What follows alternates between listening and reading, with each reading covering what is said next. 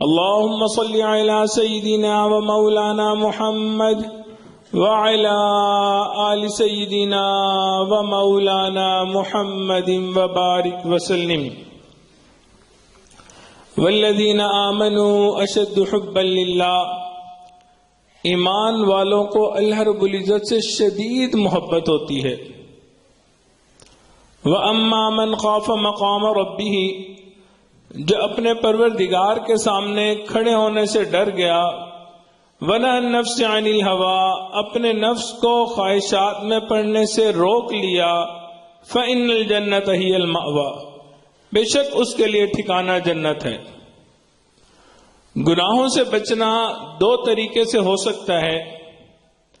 پہلا طریقہ یہ ہے کہ محبت الہی اتنی ہو، اللہ رب العزت کی محبت اتنی ہو، محبت کا اتنا غلبہ ہو کہ اللہ رب العزت کی نافرمانی کا انسان سوچے بھی نہ۔ اور دوسرا طریقہ یہ ہوتا ہے کہ اللہ رب العزت کی خشیت اتنی ہو، ڈر اتنا ہو، خوف اتنا ہو کہ اللہ رب العزت کے سامنے کھڑے ہونے کا ڈر جب غالب آئے تو پھر انسان گناہوں کا سوچے بھی نہ۔ تو یہ دو باتیں ہیں جس کی وجہ سے انسان خواہشات نفسانی سے بچ سکتا ہے۔ ایک بزرگ فرمایا کرتے تھے، جنت 2 قدم پہ ہے، جنت 2 قدم پہ ہے۔ کسی نے پوچھا حضرت اس کا مطلب کیا ہے؟ فرمایا، اے دوست، پہلا قدم اپنے نفس پہ رکھ لے، اگلا قدم تیرا جنت کے اندر ہوگا۔ نفس کو قابو کرنا کامیابی کی کنجی ہے۔ اکثر کتابوں میں لکھا ہوتا ہے، اکثر علماء کہتے ہیں، صلحاء کہتے ہیں، نفس کو مارنا ہے، نفس کو مارنا ہے، نفس کو مارنا ہے۔ کیا یہ نفس کو مارنا کسی جاندار کو مارنا ہے؟ نہیں، بلکہ انسان کے اندر جو اپنی میں ہوتی ہے، جو انا ہوتی ہے، اس کو مارنا ہوتا ہے۔ انسان کے اندر جو خواہشات ہوتی ہیں، خواہشات نفسانی ہوتی ہیں، اس کو مارنا، نفس کو مارنا کہلایا جاتا ہے۔ اندر کے خواہشات کو بندہ اتنا مارے حتیٰ کہ انسان کی پسندیدہ چیزیں بھی وہی بن جائیں جو شریعت نے پسند فرمائی ہیں۔ اور یہ چیز کیسے حاصل ہوتی ہے؟ کثرت ذکر سے حاصل ہوتی ہے، صحبت اولیاء سے حاصل ہوتی ہے۔ یہ جو اولیاء کی صحبت ہوتی ہے، مشائخ کی صحبت ہوتی ہے، اللہ والوں کی صحبت ہوتی ہے، یہ ایسا تریاق ہے کہ انسان کے دل کی بستی کو بدل کے رکھ دیتا ہے۔ اللہ والوں کی نگاہ میں وہ تاثیر ہوتی ہے، وہ فیضان ملتا ہے جس سے دل کی دنیا بدل جایا کرتی ہے۔ اس لیے وہ حضرات خوش نصیب ہوتے ہیں جن کو اللہ والوں کی صحبت نصیب ہوتی ہے۔ میرے پیر و مرشد حضرت رحمت اللہ علیہ فرمایا کرتے تھے، سبزی ملتی ہے سبزی والوں سے، کپڑا ملتا ہے کپڑے والوں سے، لوہا ملتا ہے لوہے والوں سے، اسی طرح اللہ ملتا ہے اللہ والوں سے۔ اللہ والوں کی صحبت میں بیٹھ کے اللہ رب العزت کی محبت نصیب ہوتی ہے۔ پھر انسان کا رخ بدلتا ہے، کانٹا بدلتا ہے، رخ دنیا سے ہٹ کے ہمتن اللہ رب العزت کی طرف متوجہ ہو جاتا ہے۔ اور وجہ کیا ہوتی ہے؟ یہ اللہ والوں کی صحبت کی برکت ہوا کرتی ہے۔ صحبت اولیاء میں ایسی مقناطیسیت ہوتی ہے کہ انسان کے دل کی دنیا لمحوں میں بدل جایا کرتی ہے۔ کسی نے کہا، نگاہ ولی میں وہ تاثیر دیکھی، بدلتی ہزاروں کی تقدیر دیکھی۔ اور حقیقت یہ ہے، اگر میں اپنی زندگی کا مشاہدہ بتاؤں، حضرت رحمت اللہ علیہ کی زندگی کو دیکھتے ہوئے تو یوں بنے گا کہ نگاہ ولی میں وہ تاثیر دیکھی، بدلتی لاکھوں کی تقدیر دیکھی، خود اپنی آنکھوں سے اپنی زندگی میں لاکھوں کی دنیا بدلتے ہوئے دیکھی۔ کیا عرب، کیا عجم، کیا مشرق، کیا مغرب، ایک نظر حضرت کو دیکھتے تھے دل کی دنیا ہی بدل جایا کرتی تھی۔ محبت الہی کا راستہ طے کرنے کا طریقہ آسان ہو جاتا ہے۔ وہ کس طرح؟ کسی عارف باللہ کی، کسی اللہ والے کی صحبت کو اختیار کرنے سے، اللہ والوں کی صحبت میں بیٹھنے سے اللہ رب العزت کی محبت آ جاتی ہے۔ اللہ والے کون ہوتے ہیں؟ اولیاء کی پہچان کیا ہے؟ فرمایا وہ لوگ جنہیں دیکھو تو دیکھنے سے اللہ یاد آئے، ان کا جینا مرنا، ان کی زندگی، ان کی موت سب کی سب اللہ کے لیے ہوا کرتی ہے۔ زندگی تو گزارتے ہیں، ہم نے دیکھا کہ موت بھی ایسی آتی ہے کہ لاکھوں دلوں کو بدل کے چلے جاتے ہیں۔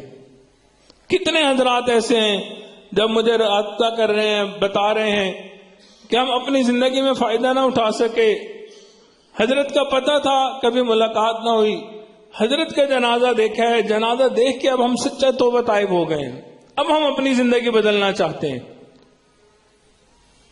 اللہ والوں کی موت بھی اس طرح کی ہوتی ہے۔ اولیاء اللہ کے صحبت میں بیٹھ کے من کی آنکھیں کھلتی ہیں۔ اسی لیے کسی نے کہا بابا من کی آنکھیں کھول، بابا من کی آنکھیں کھول، مطلب کی ہے دنیا ساری، مطلب کے ہیں سب سنساری، جگ میں تیرا کوہت کاری، تن من کا سب زور لگا کر نام اللہ کا بول، بابا من کی آنکھیں کھول، بابا من کی آنکھیں کھول۔ دنیا ہے یہ ایک تماشا، 4 دنوں کی چھوٹی آشا، پل میں تولا پل میں ماشا، گیان ترازو ہاتھ میں لے کر تول سکے تو تول، بابا من کی آنکھیں کھول، بابا من کی آنکھیں کھول۔ انسان دنیا کی فانی چیزوں کی محبت چھوڑ دے، اس لیے کہ مٹی کے اوپر جو کچھ ہے وہ سب مٹی ہے، اس مٹی کے اوپر جو کچھ ہے یہ سب مٹی ہے۔ بڑے نازنین، بڑے پری چہرہ لوگ قبر میں جاتے ہیں، کیڑے ان کے چہرے کو کھا جاتے ہیں، بدن کو کھا جاتے ہیں۔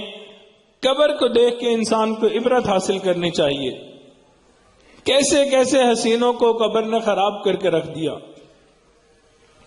تو جو صحبت اولیاء ہوتی ہے، اللہ والوں کی صحبت ہوتی ہے، اس سے دنیا کی محبت انسان کے دل سے نکل جایا کرتی ہے، بس ایک اللہ رب العزت کی محبت انسان کے دل میں آ جاتی ہے۔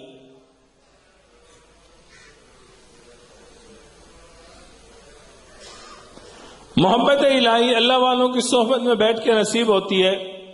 اگر ان کی صحبت نصیب نہ ہو تو پھر اللہ رب العزت کا ذکر کثرت سے کرنا چاہیے، اس سے اللہ رب العزت کی محبت نصیب ہو جاتی ہے۔ ایک صحابی تھے، بکریاں چرایا کرتے تھے، اور جب کبھی چرا کے مدینہ منورہ واپس آتے تھے تو پوچھا کرتے تھے قرآن مجید کی کون سی آیات اتری ہیں، یا نبی علیہ الصلوۃ والسلام نے کوئی خاص بات ارشاد فرمائی ہو تو مجھے وہ بتا دیں۔ تو ان کو جو صحابہ باقی ہوتے تھے وہ بتا دیا کرتے تھے۔ ایک مرتبہ واپس آئے تو انہوں نے پوچھا کہ کیا کوئی نئی آیات اتری ہیں تو وہ بتا دی جائے۔ تو صحابہ نے بتایا کہ اللہ رب العزت نے قسم کھا کے فرمایا ہے کہ میرے بندو میں تمہیں رزق دینے والا ہوں۔ جب انہوں نے یہ بات سنی تو شدید ناراضگی کا اظہار کیا، کہنے لگے وہ کون ہے جس کو یقین دلانے کے لیے میرے پروردگار کو قسم کھانی پڑ گئی۔ سبحان اللہ، یہ اللہ کی محبت ہوتی تھی، یہ محبت بھری باتیں ہوا کرتی تھی۔ تو جب دل میں محبت آ جاتی ہے پھر انسان کے لیے فرما برداری کرنا آسان ہو جایا کرتا ہے، پھر رات کا اٹھنا آسان ہو جایا کرتا ہے۔ محبت الہی میں رات کے آخری پہر کا اٹھنا آسان ہو جایا کرتا ہے، ورنہ لوگ میٹھی نیند سو رہے ہوتے ہیں۔ یہ جو آدھی راتوں میں اٹھتے ہیں اللہ والے، مصلی پہ بیٹھتے ہیں، اللہ سے راز و نیاز کی باتیں کرتے ہیں، کیا وجہ ہوتی ہے؟ دل میں اللہ کی محبت ہوتی ہے۔ جب محبت کا غلبہ ہوتا ہے پھر نیند قربان کرنا مشکل نہیں ہوتا، پھر آدھی راتوں کو اٹھنا مشکل نہیں ہوتا، پھر اللہ سے راز و نیاز کرنا، مصلی پہ گھنٹوں بیٹھنا، مراقبہ کرنا مشکل نہیں نظر آتا۔ محبت کی وجہ سے انسان راتوں کو جاگتا ہے۔ تتجافا جنوبهم عن المضاجع يدعون ربهم خوفا وطمعا، ان کے پہلو ان کے بستروں سے جدا رہتے ہیں، اللہ رب العزت کی یاد میں مرغ نیم بسمل کی طرح تڑپتے رہتے ہیں۔ صحابہ کرام کے زمانے میں اگر کوئی شخص رات کے آخری پہل میں گلیوں میں جاتا تھا، چلتا تھا، اس کو پورا شہر زندہ نظر آیا کرتا تھا۔ آج ہمارے شہروں میں رات کو اگر چلیں تو ہمیں قبرستان کی طرح نظر آتا ہے، سب سوئے پڑے ہوتے ہیں۔ اس وقت کے لوگ سب زندہ دار ہوا کرتے تھے، ہر گھر سے تلاوت قرآن کی آواز آیا کرتی تھی. جیسے شہد کی مکھیاں بھن بھنا رہی ہوتی ہیں نا، اس طرح بندہ گزرتا تھا اور قرآن کی تلاوت کی آوازیں آ رہی ہوتی تھی. کوئی اونچا قرآن پڑھ رہا ہوتا تھا، کوئی آہستہ قرآن پڑھ رہا ہوتا تھا. ایک صحابی اپنے گھر میں تھے، تہجد کی نماز میں قرآن مجید پڑھ رہے تھے. اب عجیب کیفیت طاری تھی تو جی چاہتا تھا اونچا قرآن مجید پڑھیں. گھر کا صحن چھوٹا تھا، وہیں پہ گھوڑا بندھا ہوا تھا اور ساتھ چارپائی پہ ایک بچہ سویا ہوا تھا. اب جب اونچا قرآن پڑھتے تو گھوڑا بھی دکتا، تو ڈر لگتا کہ کہیں پہ یہ ٹانگ نہ مار دے اور بچہ زخمی نہ ہو جائے، اس کو کوئی زخم نہ آ جائے. اور پھر آہستہ پڑھنا شروع کر دیتے. لیکن پھر طبیعت مچلتی، اللہ کی محبت جوش مارتی، پھر قرآن اونچا پڑھنا شروع کر دیتے، پھر گھوڑا بھی دکتا. چنانچہ یہی معمول ساری رات رہا، کبھی اونچا پڑھتے کبھی آہستہ پڑھتے، حتیٰ کہ جب صبح کا وقت ہوا دعا کے لیے ہاتھ اٹھائے، آسمان پہ نگاہ پڑی، کیا دیکھا کہ کچھ روشنیاں آسمان کی طرف جا رہی ہیں. صحابہ کرام رضی اللہ عنہ اجمعین کی خوبصورت عادت ہوا کرتی تھی کہ جو معاملہ ہوتا تھا آقا علیہ الصلوۃ والسلام کو آ کے بیان کیا کرتے تھے. چنانچہ صبح محبوب علیہ الصلوۃ والسلام کی محفل میں حاضر ہوئے، حضرت کی خدمت میں عرض کیا، اے اللہ کے محبوب، رات میرے ساتھ یہ معاملہ ہوا، اونچا پڑھتا تھا، ڈر محسوس ہوتا تھا بچے کو تکلیف نہ پہنچ جائے، آہستہ پڑھتا تھا، پھر طبیعت مچلتی تھی، پھر قرآن اونچا پڑھنا شروع کر دیتا تھا. جب میں نے دعا کے لیے ہاتھ اٹھائے، میں نے دیکھا کچھ روشنیاں آسمان کی طرف جا رہی ہیں. محبوب علیہ الصلوۃ والسلام نے سنا، ارشاد فرمایا، اے میرے صحابی، یہ اللہ کے فرشتے تھے جو تیرا قرآن سننے کے لیے آسمان سے زمین پہ اتر آئے تھے. اگر تم اونچی آواز سے قرآن پڑھتے رہتے، آج مدینہ کے لوگ بھی فرشتوں کو دیکھ لیتے. کیسی اللہ کی محبت دل میں بھری ہوگی ان کے. فرش پہ قرآن پڑھا کرتے تھے، عرش سے فرشتے اترا کرتے تھے سننے کے لیے. ایک صحابی تہجد کی نماز مانگتے ہوئے رو رہے تھے. صبح جب نبی علیہ الصلوۃ والسلام کی خدمت میں حاضر ہوئے تو اللہ کے محبوب نے ارشاد فرمایا، تیرے رات کے رونے نے اللہ کے فرشتوں کو بھی رلا دیا. اللہ اکبر، کیا اخلاص تھا، کس اخلاص سے رویا کرتے تھے. ایک صحابی حضرت ابی ابن کعب قرآن بہت اچھا پڑھا کرتے تھے. نبی علیہ الصلوۃ والسلام ایک دفعہ مسجد میں تشریف فرما تھے، ان کو بلایا، فرمایا، مجھے اللہ کی طرف سے حکم ہوا ہے کہ آپ قرآن پڑھیں اور میں آپ کا قرآن سنوں. سبحان اللہ. اللہ رب العزت فرمائش کیا کرتے تھے، کیا میرے محبوب ان کو کہیں یہ قرآن پڑھیں، آپ بھی قرآن سنیں، میں پروردگار بھی قرآن سنوں گا. یہ محبت و خلوص ایسی نعمت ہے، نصیب ہو جائے تو زندگی کا مزہ آ جاتا ہے. لیکن یہ نصیب اللہ والوں کی صحبت میں بیٹھنے والوں کو ہوا کرتی ہے. اگر محبت الہی نصیب ہو جائے تو کیا کہنے، دل میں اللہ بس جائے، اللہ رب العزت آ جائیں، دل میں اللہ رب العزت سما جائیں. کاش کہ ہمارے دلوں میں اللہ رب العزت چھا جائیں. یہ کیفیت نصیب ہو جائے تو زندگی پر لطف ہو جایا کرتی ہے. ہماری زندگیاں قدریں مختلف ہیں، ہمارے دلوں میں محبت الہی بھی ہیں، غیر اللہ کی محبتیں بھی بھری ہوئی ہیں. دنیا کی محبت کی وجہ سے آج ہمارا مزاج خراب ہوا ہے، بگڑا ہوا ہے. آپ نے دیکھا ہوگا ایک آدمی کو اگر فلو ہو، نزلہ زکام ہو، اس کے سامنے اگر گلاب کا عطر لایا جائے، پرفیوم لائی جائے تو اس کو خوشبو نہیں آتی ہے. کیوں؟ وہ بیچارہ شناخت سے محروم ہو چکا ہے، اس کو فلو ہے. اسی طرح ہمیں دوسری اشیاء سے محبت ایسی ہو چکی ہے، ایسی دل میں سما چکی ہے کہ آج محبت الہی کی چاشنی ہم اپنے دلوں میں محسوس ہی نہیں کر پاتے ہیں. ہم نماز پڑھتے ہیں، حضوری نہیں ہوتی، فقط حاضری ہوتی ہے.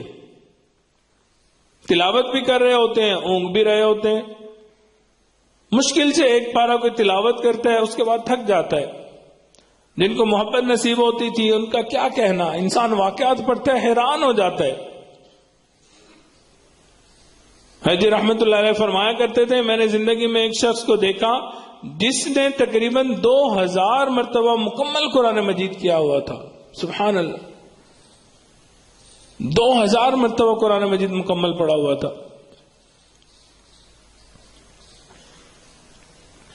کتنے حضرات ایسے ہیں، یہ عاجز جانتا ہے کہ روزانہ تلاوت کرتے ہیں، ایک منزل پڑھتے ہیں، روزانہ کی ایک منزل.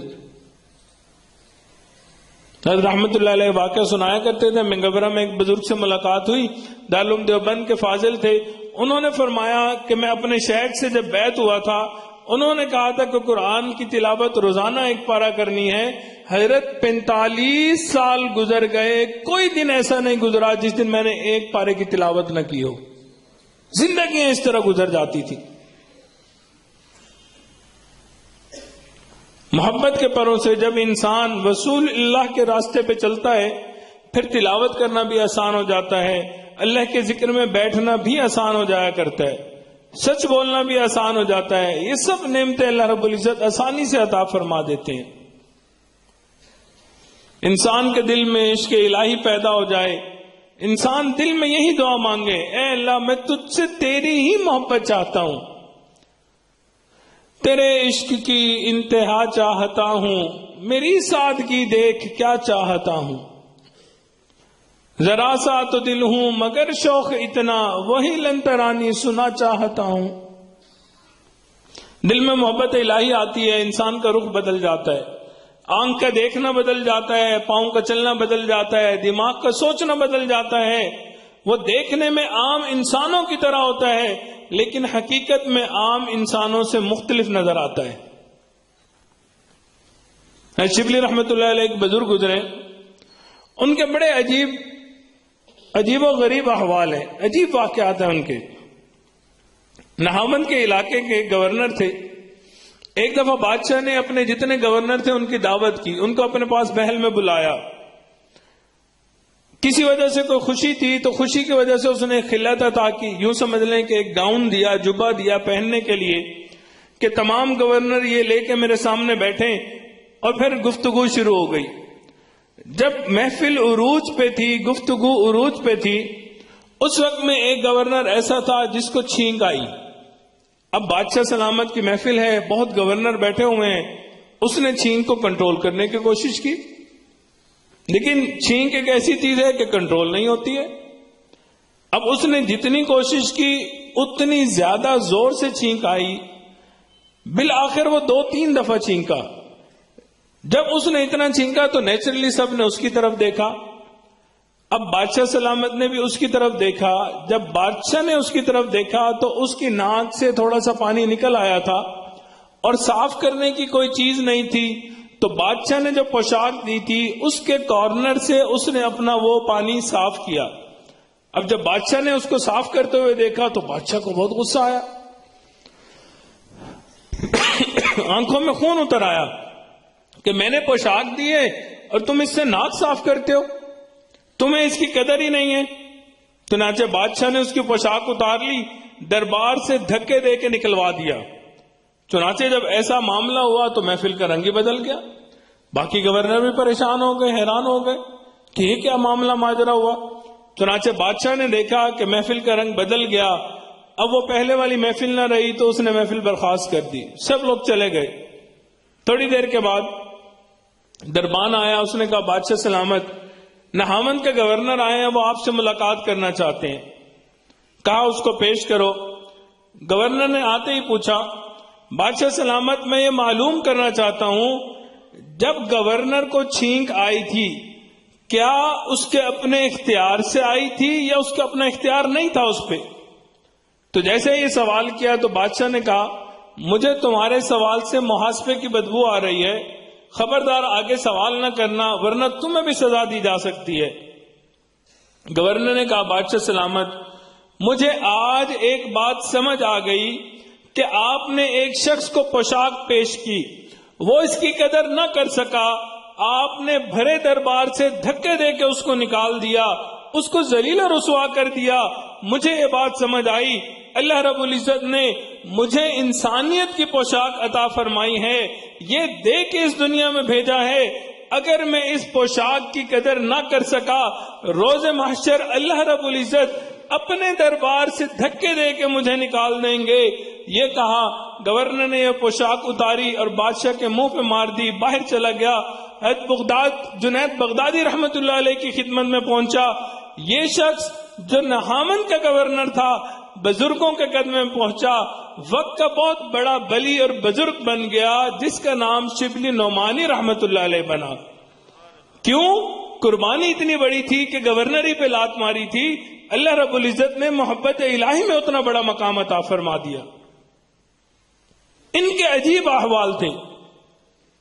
شبلی رحمت اللہ علیہ کے سامنے کوئی بھی اللہ رب العزت کا تذکرہ کرتا تھا، اپنی جیب میں ہاتھ ڈالتے تھے، شیرینی ہوا کرتی تھی، اس شخص کے منہ میں ڈال دیا کرتے تھے۔ بہت عجیب کیفیت تھی۔ جو بھی آدمی ان کے سامنے اللہ کا نام لیتا، جیب سے شیرینی نکالتے، اس کے منہ میں ڈال دیتے۔ کسی نے کہا حضرت یہ کیا معاملہ ہے؟ فرمانے لگے جس منہ سے میرے محبوب کا نام نکلے میں اس کو شیرینی سے نہ بھر دوں تو اور کیا کروں۔